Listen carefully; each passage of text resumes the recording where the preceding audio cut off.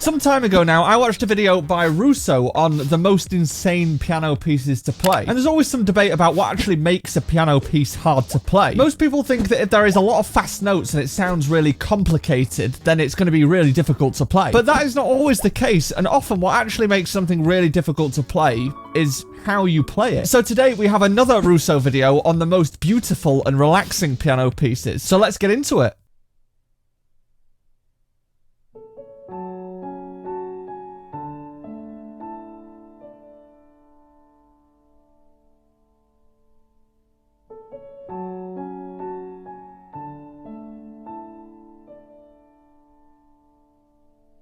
I've said this in so many videos, and this piece keeps coming up in videos for some reason, but I just don't like it. I hate this piece with a passion.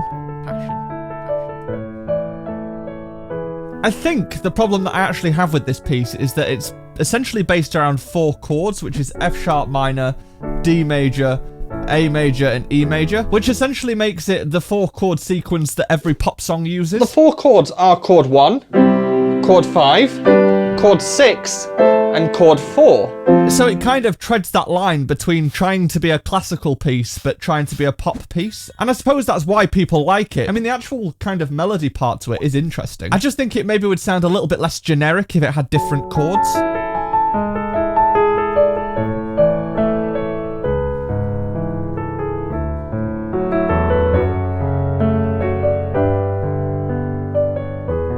I don't know, something with a bit more of a varied chord sequence like that, but maybe that's just because I've heard this piece too much.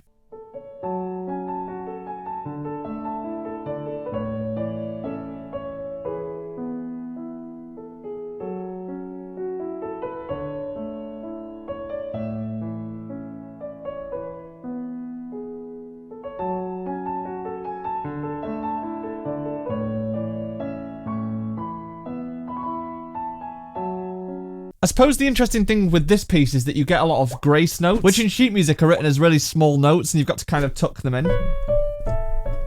You can usually see these written into music in 2 forms. There's an appoggiatura and an acciaccatura. I'm probably butchering the pronunciation, so here is the actual pronunciation. Appoggiatura. Acciaccatura. But an appoggiatura is like a less important decorative note where the note length eats into the note that it's next to. Whereas an acciaccatura is a note that you have to play sort of as quickly as possible, and you see these a lot less in more classical style music. You get it a lot in like jazz improvisation where you get those sliding notes.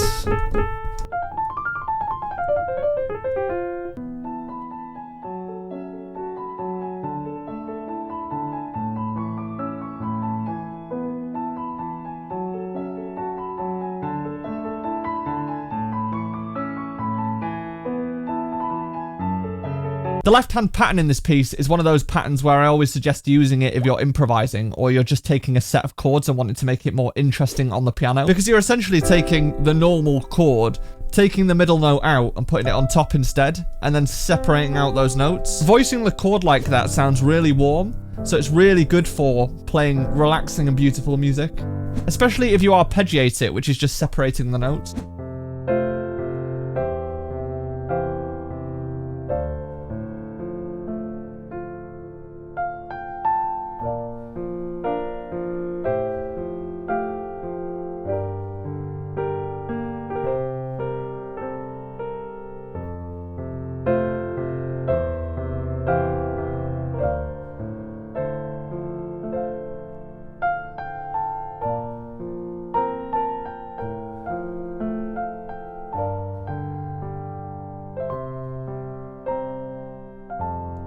It's a really cool and easy pattern to learn to make your piano playing sound more interesting rather than just playing normal, straight chords.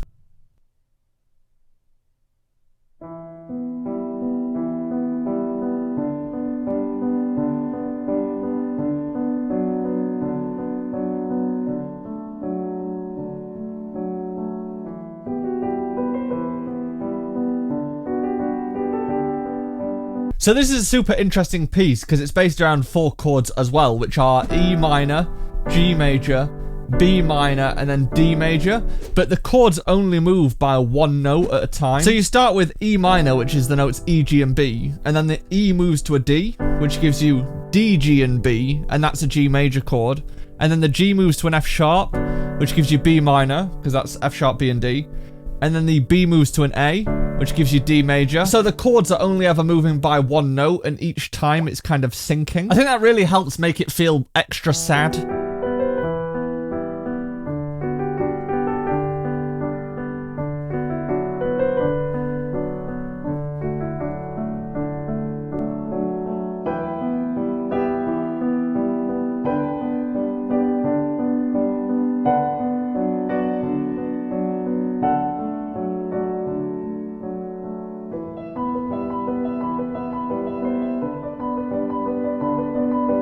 Yeah, this part is super interesting because in the right hand you've got groups of 3.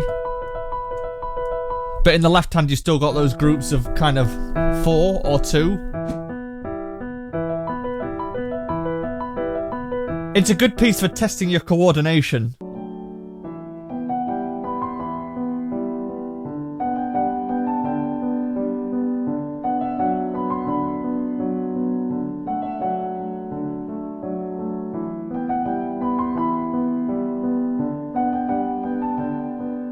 I think these pieces have one thing in common, and that's the fact that they're all quite repetitive, so they have like one motif or one idea, and then they just repeat it. I think the more familiar something is, the more you can switch your brain off, which probably is what makes it relaxing.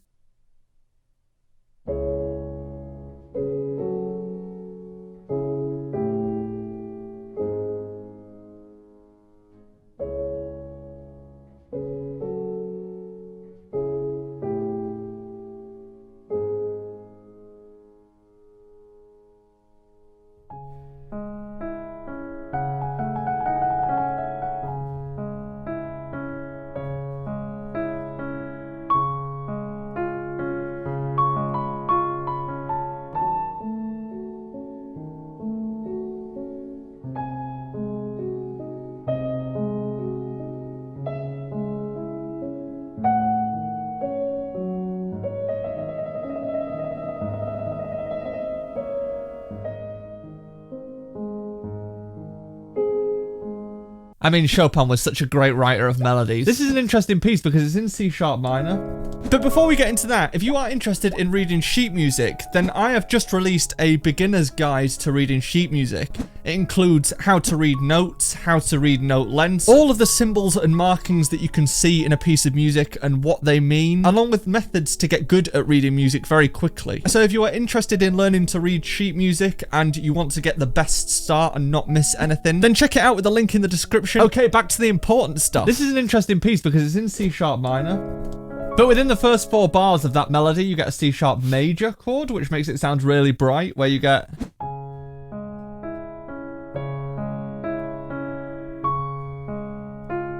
This is the sort of thing I was talking about in River Flows in You, because in this case, just like small changes like that, where it goes from major to minor, make it sound really interesting. And there's a lot more of a musical story that you can follow throughout by what's happening in the chords and melody. When something is just 4 chords and it's kind of needlessly repetitive, it does get kind of boring. And this is where I get a bunch of comments from River Flows in You fans.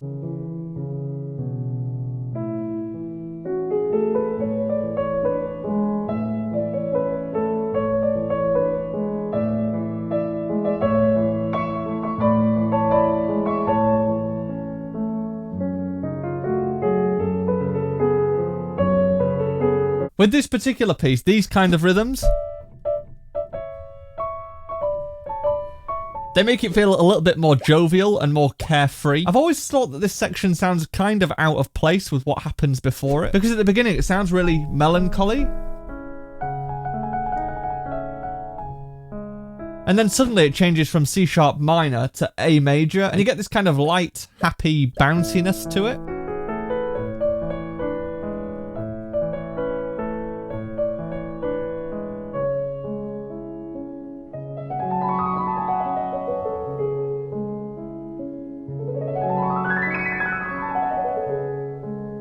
This is why everyone should practice their scales. In a lot of Chopin's nocturnes and in a lot of his other pieces, he always throws in these like runs up and down the piano, or a group of notes that don't necessarily fit easily against the left hand and just sound like flourishes.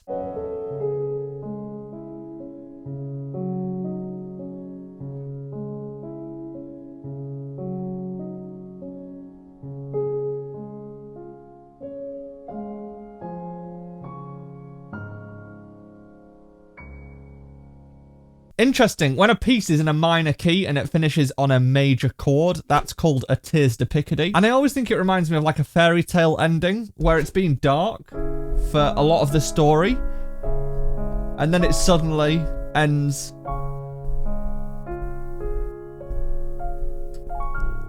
feeling kind of positive. It makes you walk away having listened to this piece feeling kind of calm and relaxed and like everything's been resolved.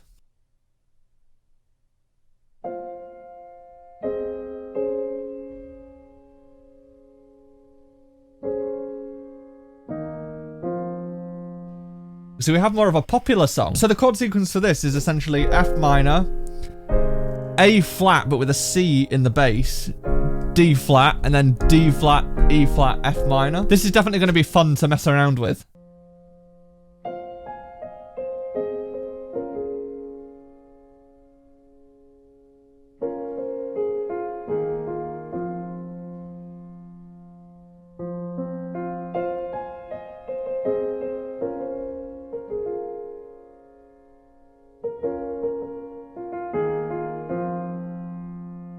So here he's essentially playing those chords, but he's taking out the middle note in the left hand, and we call this fifths because each of the notes are 5 notes apart. It's a good way of thickening up that texture in the left hand. If I was to do a cover of this piece, I'd probably throw in some extra notes just to add some crunchy texture to it.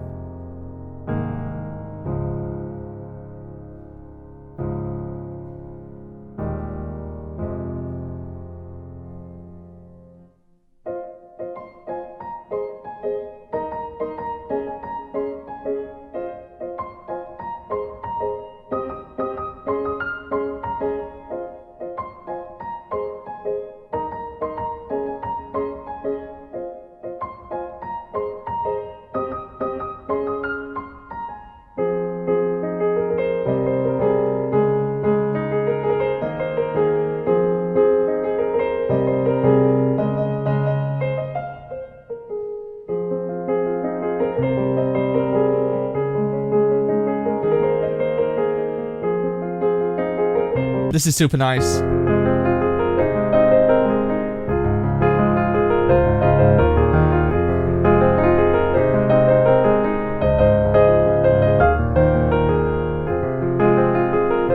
It's definitely more fun messing around with these kind of pieces where you've got a set of chords and a melody and you can kind of do what you want with it.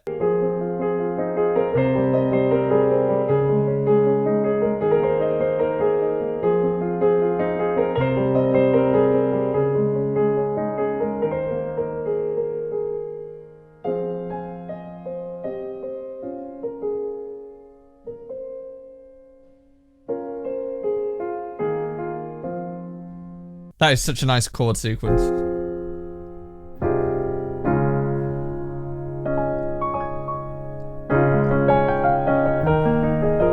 This is why if I ever write music, I always start with the chords rather than the melody. I know some people start with the melody when they write music because chords have so much flavour in them.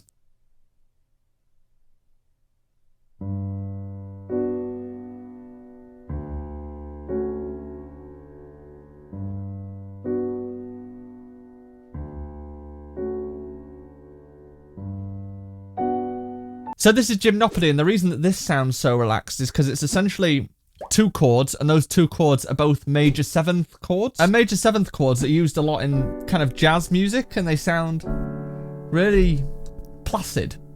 And then you throw this slow melody in there. It really does just kind of lower the heart rate and make you think you're sat in a French cafe with a baguette, with a long waxed mustache and a newspaper. I don't know, maybe that's too specific and really offensive to French people.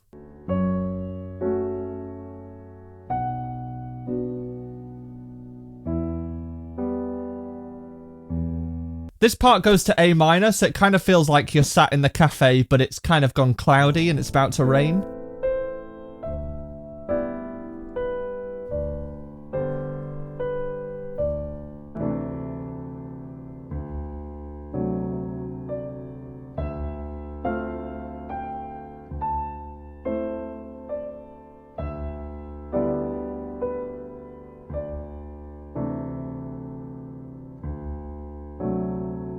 It also kind of has waltzy vibes because you're kind of getting a strong beat 1 and a weak beat 2 and 3 where you get 1, 2, 3, 1, 2, 3. I think if it didn't have that, it wouldn't have as much of a lilt to it and it would probably sound slightly less French. When you have major 7th chords back to back as well, it might start to sound like one of those home design shows or home makeover shows.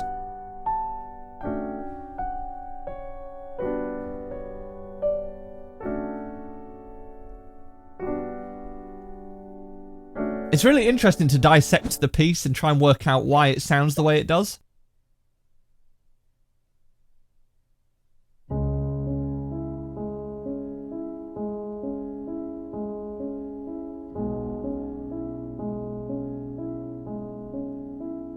Moonlight Sonata is such a classic. So interestingly, this is also in C sharp minor in the same way that the Chopin Nocturne was in C sharp minor. This particular piece is deceptively difficult because although the notes are not that difficult to play, especially if you've been playing piano for some time, but it really tests your ability to make certain notes loud in one hand because you've got to try and get the melody to stand out in that right hand over the top of playing the chord.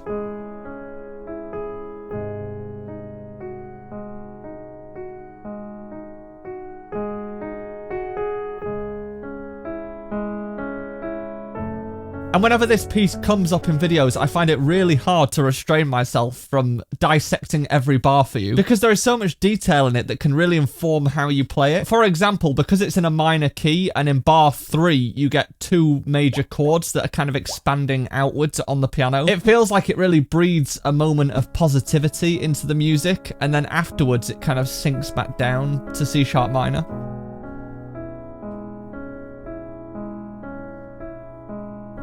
Here, and then here, and then it sinks back down.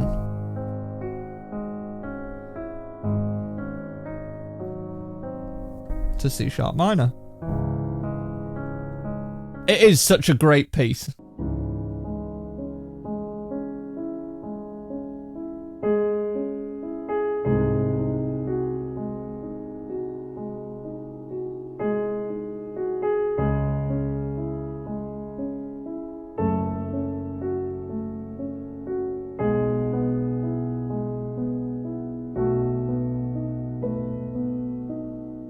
It's interesting because I think Rousseau has a very heavy left hand in this particular piece. But that's the great thing about classical music is people can play it in many different ways and they're all correct, apart from the ones that aren't correct. I think it's interesting to think about what actually makes a piece of music beautiful or relaxing. Is it the fact that it's slow or that it has a nice elongated melody? I suppose it's the same as asking what makes a piece impressive. I don't know, let me know what you think in the comments. And if you are interested in seeing my reaction to my subscribers playing, then check out this video and I will see you there.